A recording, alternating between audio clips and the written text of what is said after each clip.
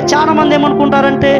ఇదిగో దేవుడు దావీదుని ఎంతగా దీవించాడు, ఎంతగా హెచ్చించాడు, నన్ను కూడా దేవుడు దీవిస్తున్నాడు, నేను అడిగిందల్లా దేవుడు ఇస్తున్నాడు, నేను సమాజంలో డెవలప్ అయ్యాను, దేవునికి సాక్షిగా ఉన్నాను, ఇదిగో వీడు క్రైస్తవుడు,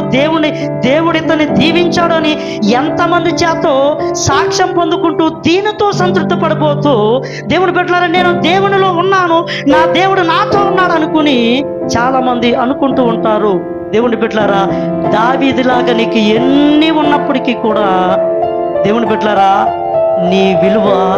దేవుని దృష్టికి ఏమాత్రము కూడా గొప్పది కాదు. దేవుని బిడ్డలారా, నీ విలువ ఎప్పుడు గొప్పది అవుతుందంటే, లోకరక్షకుడు రాజాతి రాజు అయినటువంటి యేసు ప్రభువు నీ జీవితంలోనికి వచ్చి, దేవుని బిడ్డలారా,